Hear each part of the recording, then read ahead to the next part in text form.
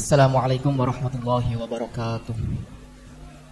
Bismillah, alhamdulillah, wassalatu wassalamu ala sayyidina maulana Muhammad Rasulillah amma ba'd.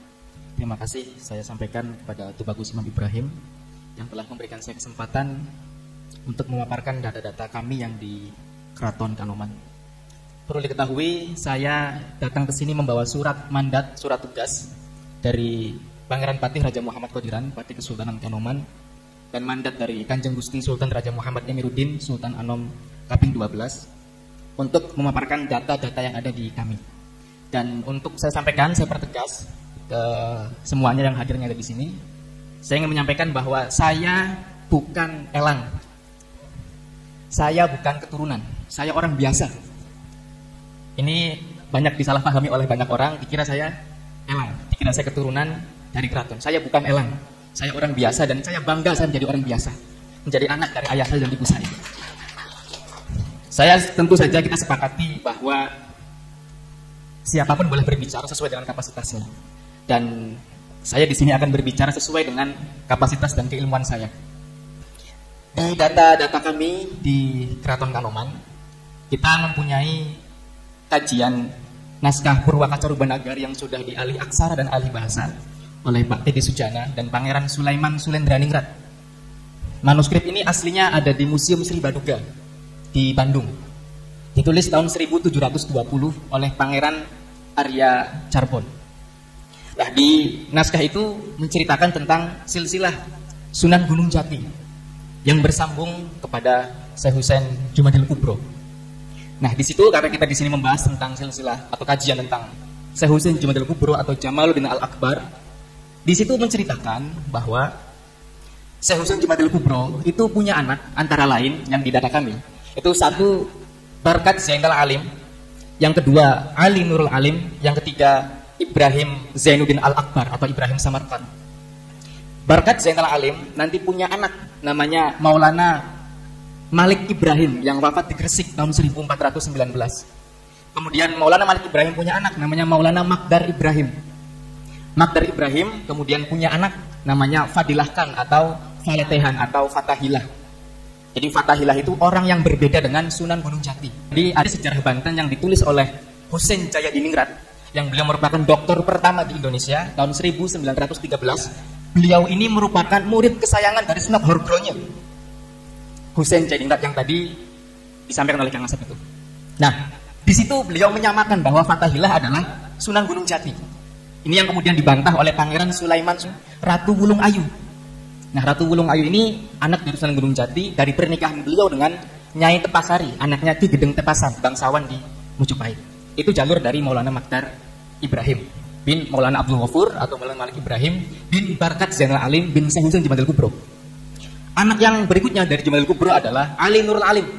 Ali Nurul Alim ini punya anak antara lain Syarif Abdullah Umdatuddin, kemudian punya anak Syarifah Halimah, kemudian punya anak Syarif Sulaiman Al-Baghdadi. Nah, Syarif Abdullah nanti punya anak namanya Syarif Hidayatullah, karena beliau nikah dengan Nyai Rara Santang, bergelar Syarifah Mudaim. Jadi itu bukan gelar dari para sayyid ataupun syarif, itu hanya gelar karena beliau nikah dengan Syarif Abdullah, maka disebutnya Nyai Syarifah Mudaim. Atau dalam naskah lokal disebutnya Nyai Mas Panatagama karena beliau merupakan salah satu rektor kalau sekarang di Universitas Amparan Jati atau Pondok Pesantren Amparan Jati, menggantikan Sunan Gunung Jati kalau beliau berdakwah di wilayah lain. Nah, anak Ali Nurul Alim berikutnya adalah Syarifah Halimah. Syarifah Halimah ini menikah dengan Maulana Idofi Mahdi atau nama lainnya Syekh Nur Jati atau Syekh Datuk Kahfi. Datuk Kahfi. Nah, gelar Datuk ini karena beliau anak dari Datuk Ahmad. Datuk Ahmad anak dari Datuk Isa Tuhu Malaka. Datuk Ahmad punya saudara namanya Datuk Soleh. Datuk Soleh punya anak namanya Datuk Abdul Jalil atau San Ali atau Soside Jenar atau Selemah Abang, Susuhunan Binang dan lain-lain. Itu namanya banyak, orangnya satu. Ada yang namanya satu, orangnya banyak. Ini harus kita jeli, kalau nggak jeli kita keseliru. Nah, kemudian anaknya berikutnya dari Ali Nurul Alim adalah Sulaiman Al-Baghdadi. Sulaiman Al-Baghdadi dalam naskah yang ditulis oleh Kiai Mahmud Rais yang tadi disebut oleh Kiai Marzuki Ahal, itu punya anak 3. Satu Pangeran Panjunan atau Syarif Abdurrahman Rumi. Yang kedua Pangeran Kejaksan atau Syarif Abdurrahim atau disebut Pangeran Pelangon. Yang ketiga Syarifah Baghdad. Syarifah Baghdad inilah yang nikah dengan Sunan Gunung Jati, kemudian punya anak dua, satu Pangeran Jaya Kelana, wafat umur 23 tahun, 30 tahun, yang kedua namanya Pangeran Brata Kelana, suami dari Ratu Mas Nyawa binti Raden Fatah Sultan Demak pertama. Beliau juga sama, wafat masih muda, umur sekitar 23 tahun, dibunuh oleh perompak, dibuang di lautan Gebang, nyampe di lautan Mundu, sehingga dikuburkan di pesisir Mundu bersama dengan Ki Lobama dan juga dengan ibunya Syarifah Baghdad. Nah, data ini kalau dikonfirmasi dengan naskah Negara Kertabumi maupun di Purwaka Jarumanagari ini memang berbeda. Karena di Purwaka, Sulaiman Al-Baghdadi ini bukan ayah dari Panjunan, Kejaksan, dan Syarifah Baghdad. Tapi ayah dari mereka bertiga ini adalah Syekh Datuk Kahfi. Kenapa bisa demikian? Karena ketiga orang ini ketika masih di Baghdad oleh ayahnya Sulaiman Al-Baghdadi itu disuruh ke Cirebon, diusir. Karena ketiga orang ini suka joget-joget di tengah-tengah jalan di alun-alun, membawa anjing limang-limang. Dalam satu versi beliau sedang mengalami jadab atau mengamalkan satu tarekat yang tidak umum seperti tarekat Malamatiyah misalnya, sehingga diusir, suruh keluar dari Baghdad. Nah, oleh salah satu gurunya namanya Junaid Al-Baghdadi, kalau pengen keluar dari Baghdad harus ke Cirebon, karena Cirebon adalah tanah yang diberkahi. Itu tulisan teks dari yang ditulis oleh Kiai Mahmud Rais. Itu demikian, sehingga tiga orang ini dalam naskahnya Kiai Mahmud Rais, anak Sulaiman Al-Baghdadi, dalam Purwaka anak Datuk Kahfi. Kenapa ada dua versi seperti ini yang berbeda? Karena tiga orang ini menjadi anak atau menjadi murid kesayangan Syekh Datuk Kahfi. Saking sayangnya guru kepada murid diaku anak. Padahal ini anak sanad, lain anak nasab. Bukan anak nasab. Ini sama seperti yang disampaikan tadi di manuskrip Tarikhul Aulia, bahwa Sunan Gunung Jati nama lainnya adalah Abdul Qadir. Itu beliau pernah ngaji kepada ayahnya Sunan Giri di Pasai, di Maulana Ishaq. Beliau ngaji tentang belajar tentang laku zuhud dan tarekat Anfusiyah. Ini ditulis, ini bisa dicek di buku Atlas Wali Songo yang ditulis oleh Kiai Haji Agus Sunyoto, Ketua Les Bumi sebelumnya. Nah, saking sayangnya seorang guru kepada murid, ini sehingga diaku anak. Tapi bukan anak nasab, tapi anak sanad. Nah, Sunan Gunung Jati kemudian dalam Tarikh Aulia itu dipersaudarakan dengan Sunan Giri. Sehingga Sunan Giri dengan Sunan Giri dan Sunan Gunung Jati menurut naskah itu adalah kakak adik, sama-sama anaknya Maulana Ishaq. Nah, Maulana Ishaq sendiri nasabnya satu versi bersambung anak dari Syekh Husain Jumadil Kubro, versi yang lain anak dari Ibrahim Samarkand. Oke. Ini tadi Nurul Alim sudah. Yang terakhir anak Jumadil Kubro adalah Ibrahim Zainuddin Akbar atau Ibrahim Samarkand. Beliau punya anak satu Ali Musada yang kemudian disebut dengan Sunan Gresik, tapi bukan Sunan Gresik Maulana Malik Ibrahim. Ini orang yang berbeda, namanya sama. Beliau menjadi pecatenda di Terung. Ada ditempatkan oleh Brawijaya V Sri Kartawijaya. Yang berikutnya adalah Ali Rahmatullah, menjadi imam di Surabaya, di Masjid Agung Surabaya, menggantikan Arya Lembusura. Nah, Ali Rahmatullah, Ali Murtado ini anak dari Ibrahim Zainuddin Akbar atau Ibrahim Samarkand. Dalam naskah Cirebon disebutnya Samsu Tamres, disebutnya Syekh Jatiswara. Sehingga ada cerita ketika Walang Sungsang pulang dari haji, beliau singgah di Campa, berguru kepada Syekh Jatiswara, nikah dengan salah satu putrinya Syekh Jatiswara, namanya Nyai Rasa Jati, punya anak 7 orang perempuan, salah satunya diantara Nyai Martasinga. Jadi nama desa Martasinga merujuk kepada nama salah satu anak Pangeran Cakra dengan Nyai Rasa Jati binti Ibrahim Samarkand atau Jatiswara atau Ibrahim Zainuddin Akbar. Nah, ini anak-anak dari Ibrahim Samarkand. Nah, versi yang lain, Maulana Ishaq itu anak dari ayahnya Sunan Ampel, sehingga Maulana Ishaq ini kakak adik dengan Sunan Ampel. Nah, sementara versi yang lain bukan, tapi anak langsung dari Syekh Husain Jumadil Kubro. Gitu. Nah, ke bawahnya nanti anak-anak dari Wali Songo ini termasuk anak-anak dari keturunan Sunan Ampel, keturunan dari Sunan Kalijaga, keturunan dari Sunan Gunung Jati, ini bersambung di Cirebon kalau berdasarkan data yang ada di kami. Contoh, Sunan Gunung Jati nikah dengan Tepasari, punya anak Pangeran Pesarean. Pesarean ini nikah dengan Ratu Mas Nyawa. Ratu Mas Nyawa ini janda dari Pangeran Brata Kelana. Kemudian dari situ punya anak namanya Pangeran Sedang Kemuning. Sedang Kemuning nikah dengan Nyai Ratu Wanawati Raras. Ratu Wanawati Raras ini anak dari Fatahillah yang nikah dengan Ratu Wulung Ayu. Ratu Wulung Ayu ini janda dari Pangeran Patiunus, Pangeran Sabranglor, anak dari Raden Fatah atau Jimbun atau Sultan Alam Akbar bin Brawijaya V Sri Kartawijaya. Nah, kemudian dari situ mempunyai anak dari pernikahan Pangeran Sedang Kemuning dengan Ratu Mas Nyawa, punya anak antara lain Pangeran Mas Muhammad Zainul Arifin. Pangeran Mas Muhammad Zainul Arifin atau disebut Panembahan Ratu pertama, ini nikah dengan Ratu Lampok Angroros. Ratu Lampung Engroros itu anak dari Hadiwijaya atau Jaka Tingkir. Dari pernikahan beliau dengan salah satu anaknya Sunan Kalijaga. Sehingga kemudian melahirkan Pangeran Sedang Gayam. Nah, di situ ada darah-darah dari beberapa wali yang lain. Dari jalur Sunan Ampel ada, dari jalur Sunan Kalijaga juga ada. Sementara dari jalur Syekh Kuro, itu karena Raden Fatah dalam data ini, itu merupakan anak dari Brawijaya V yang menikah dengan Nyai Ratna Siu Banci. Siu Banci anaknya Siu Teo. Siu Teo nikah dengan Syekh Bentong. Syekh Bentong anaknya Syekh Hasanuddin Kuro Karawang bin Yusuf Siddiq yang menumpang dan kapal dagangnya Laksamana Cheng Ho sekitar tahun 1418 atau 17. Ya, kira-kira itu saja yang bisa saya sampaikan. Syekh Haji Madal Kubro dalam data yang kami miliki itu anak dari Ahmad Syah Jalal.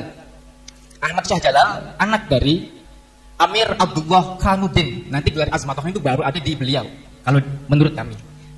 Amir Abdullah Khanuddin ini anak dari Said Abdul Malik Al-Gujarat atau disebut Al-Muhajir karena hijrah dari Hadramaut ke India. Abdul Malik anak dari Alwi Amul Faqih. Alwi Amul Faqih anak dari Muhammad Said Mirbad. Muhammad Said Mirbad anak dari Ali Khalil Qasam. Khalil Qasam anak dari Alwi bin Muhammad bin Alwi bin Ubaidillah bin Ahmad Al-Muhajir bin Muhammad An-Naqib bin Isa bin Ali Al-Quraidi bin Ja'far Sodik bin Muhammad Bakir bin Ali Zainal Abidin bin Husain bin Ali bin Abi Thalib yang nikah dengan Fatimah binti Rasulullah Muhammad Shallallahu Alaihi Wasallam. Nah, ini data yang kami miliki. Naskah Purwatus 98. Jadi kurang lebih sekitar hampir 20 tahun lebih Putra Sawal itu berlangsung. Naskah Purwakaca Rubanagari ini rujukannya adalah naskah Wangsakerta. Meskipun banyak dari yang lain meragukan naskah Negara Kertabumi, tapi menyepakati naskah Purwakaca Rubanagari. Dari naskah ini sudah diuji secara karbon, diuji secara filologi, kodikologi, tekstologi, dan semua sepakat dengan naskah ini. Bisa cek bagaimana tentang naskah Purwakaca Rubanagari dan otentisitasnya. Kemudian juga kita merujuk dengan apa yang menjadi disertasi Profesor Dr. Dadan Wildan yang membandingkan 5 naskah silsilah Sunan Gunung Jati. 4 naskah bersepakat jalurnya ke Ubaidillah. Yang satu tidak disebutkan secara lengkap, tapi hanya singkat-singkat. Meskipun tidak secara spesifik menyebutkan ke Musa Al-Kaltim. Kira-kira itu. Di kita memang ada nama Musa Al-Kaltim. Ada itu arsip, tapi catatan lama, cara arsip sekitar abad 20 awal. Itu menyebutkan nama Musa Al-Kaltim yang nanti menurunkan Syarifah Fatimah nikah dengan ayahnya Syekh Abdul Qadir Jailani. Jadi Syekh Abdul Qadir Jailani dalam data kami itu ibunya dari jalur Husain melalui Musa Al-Kaltim. Nanti PDF-nya digitalnya saya kirim ke Tubagus Imam. Nah, sehingga itu yang kita miliki. Dan saya diamanahi untuk menyampaikan ini. Orang pengen percaya, pengen tidak, itu haknya masing-masing.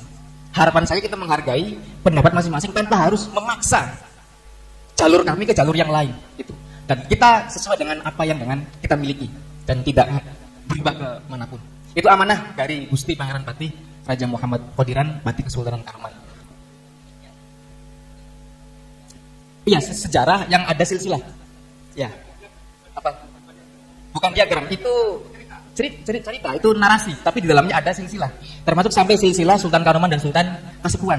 Nanti diteruskan oleh Tadi Sujana Pangeran Sulaiman Batingrat sampai ke Sultan Nurus itu ada sekitar 12 meter. Tapi silsilah Gunung Jati ke atas itu singkat. Hanya fokusnya Sultan Gunung Jati ke bawah. Itu semua ada. Termasuk nanti Pangeran Matangaji apakah punya anak atau tidak itu di situ ada. Sultan Kanoman anaknya berapa, yang pertama, yang kedua anaknya berapa, 3 anaknya berapa. Itu semuanya ada di naskah kami. Sehingga dalam pencatatan silsilah di kami, insya Allah kita ada data-data anak sultan-sultan sebelumnya. Assalamualaikum warahmatullahi wabarakatuh. Hamdan wa syukran lillah, nahmaduhu wa nasta'inuhu wa nastaghfiruh wa na'udzu billahi min syururi anfusina wa min sayyiati a'malina. Man yahdihillahu fala mudilla lahu wa man yudlil fala hadiya lahu. Asyhadu an la ilaha illallah wahdahu la syarika lahu wa asyhadu anna sayyidana Muhammadan abduhu wa rasuluh ba'athahu Allahu rahmatan lil alamin. Wa nusalli wa nusallim alaihi wa ala alihi fil awwalin wal akhirin wa fil malail ala ila yaumiddin. Alhamdulillah, jumpa kembali bersama Aventador 007. Kang Farihin sudah menyampaikan silsilah Syarif Hidayatullah, silsilah Sayyid Jamaluddin Al-Husain yang ada di manuskrip Kesultanan Kanoman, dan itu berdasarkan pada manuskrip tua di sana. Jadi kalau mengacu pada manuskrip yang tua-tua, Sayyid Jamaluddin Al-Husain adalah dzurriyyah dari Sayyid Abdul Malik bin Alwi Ba'alawi. Jadi begitu. Dan dari pihak Kesultanan Kanoman sudah menegaskan bahwa apapun yang ada pada manuskrip mereka, orang mau percaya atau tidak, mereka nggak ambil pusing. Dan mereka juga tidak akan pindah leluhur. Itu sudah ditegaskan oleh pihak Kesultanan Kanoman melalui utusannya, yaitu Kang Farihin, yang merupakan seorang pustakawan di sana. Ya, memang menarik fenomena Imaduddin ini, bersembunyi di balik tesis dan disupport oleh buzzer-buzzernya, diklaim bahwa hipotesisnya itu adalah sebuah tesis ilmiah. Jadi kalau saya amati, ini sudah direncanakan dari awal, karena pergerakan Imad dan timnya ini terstruktur dan terencana. Dari mulai mereka membuat orang ragu tentang nasab Ba'alawi, Imad membuat suatu tulisan yang dia klaim sebagai tesis ilmiah, walaupun itu sebenarnya hanya sebuah hipotesis. Awalnya Imaduddin membuat satu isu nasab Ba'alawi masih belum bisa terkonfirmasi dzurriyyah Rasulullah, jadi masih mengambang. Oleh Imad dibuat ragu dulu, jalur Ba'alawi ini dibuat masyarakat ragu bahwa jalur ini adalah menuju kepada Rasulullah. Kemudian di sisi lain, Imad meyakinkan bahwa Wali Songo adalah pasti dzurriyyah Rasulullah. Oke. Nah, step berikutnya, Imad memastikan bahwa nasab Ba'alawi adalah batal. Kemudian Imad memberikan wacana nasab Wali Songo ada 3 versi. Yang pertama versi Ba'alawi, yang kedua ada versi Al-Musawi, dan yang ketiga ada versi Al-Jailani. Sehingga masyarakat akan berpikir karena Wali Songo adalah pasti dzurriyyah Rasulullah, maka Wali Songo apakah Al-Musawi atau Al-Jailani? Kemudian masuklah kita ke debat kitab-kitab nasab dan kitab-kitab sejarah. Kita mulai dari Tahdzib Al-Ansab, kemudian ke Al-Majdi, kemudian ke Al-Fakhri, kemudian ke Syajaratul Mubarakah, dan seterusnya dan seterusnya. Akhirnya masyarakat Indonesia mulai akrab dengan kitab-kitab nasab. Mulai banyak orang pengkaji kitab nasab. Yang selama ini tidak banyak orang yang suka buka-buka kitab nasab, akhirnya ya karena lagi ngetren urusan nasab, mereka semua rame-rame download kitab-kitab nasab. Mungkin ya di 5-6 bulan terakhir ini paling banyak kitab nasab itu didownload oleh orang-orang Indonesia. Yang selama ini kita tidak banyak tertarik untuk mempelajari ilmu ini, akhirnya terbongkarlah bahwa adalah muhdats, membuat-buat suatu yang tidak ada dasarnya, yang menyelisih semua nasabah, ulama-ulama ahli nasab. Dalam sisi ilmu sejarah, akhirnya terkuak manuskrip-manuskrip kuno, baik itu manuskrip tentang sanad ilmu hadis, yang di situ tercatat nama-nama dari keturunan Imam Ubaidillah bin Ahmad Al-Muhajir. Manuskrip abad ke-5, manuskrip abad ke-6, kemudian bukti-bukti peninggalan sejarah dari Imam Ubaidillah juga akhirnya terekspos. Bukti sejarah rumah dari Imam Ahmad Al-Muhajir akhirnya terekspos. Ternyata bukti-bukti sejarah masih ada. Dari sini kita bisa berkesimpulan, ternyata selama ini apa yang dilakukan oleh Imaduddin Al-Bantani hanya mengandalkan Google, dan akhirnya terkuak pula bahwa apa yang selama ini diklaim oleh Imaduddin adalah hasil karyanya, hasil penyelidikannya, ternyata hanya plagiat. Dia mencomot tulisan orang lain, kemudian ditambahi narasi-narasi, lalu diklaim sebagai hasil karyanya. Jadi dari sisi kitab nasab dan dari sisi kitab sejarah, Imaduddin telah rungkat secara kaidah ilmu nasab, secara bukti-bukti sejarah. Imaduddin telah rungkat. Sekarang mereka masuk ke chapter berikutnya, yaitu chapter tentang DNA. Mereka membawa post-truth, bahwa saat ini sudah tidak perlu lagi menggunakan kitab-kitab nasab, sudah tidak perlu lagi menggali manuskrip-manuskrip, tidak penting lagi filologi, ahli-ahli filologi, tidak penting lagi. Kenapa? Karena sekarang sudah ada DNA ancestry, sehingga yang sekarang yang bisa dipakai adalah hukum nasab. Ini menurut mereka nih. Yang tersisa dari ribuan kitab nasab, dari sekian banyak ulama-ulama nasab, dari sekian banyak manuskrip-manuskrip, yang tersisa adalah hukum nasab. Dan hukum nasab itu yang diambil, kitabnya dicampakkan. Padahal negara-negara lain, mereka sudah lama meninggalkan DNA for ancestry. Ya ibaratnya mereka mengklaim haplogroup Imam Hussein itu dasarnya dari siapa? Dari orang yang menurut mereka adalah keturunan Imam Hussein, dari satu orang ini. Kemudian setiap orang yang mengklaim sebagai keturunan Imam Hussein, apabila dicek DNA harus sesuai dengan orang ini. Kalau nggak sesuai, dikatakan tidak match sebagai keturunan Imam Hussein. Ini kan satu logika yang tidak tepat. Kita ini kan konsumen yang selalu terlambat dalam hal-hal seperti ini. Saya kira itu yang bisa saya sampaikan pada kesempatan kali ini. Wabillahi taufiq wal hidayah wal afu minkum. Wassalamualaikum warahmatullahi wabarakatuh.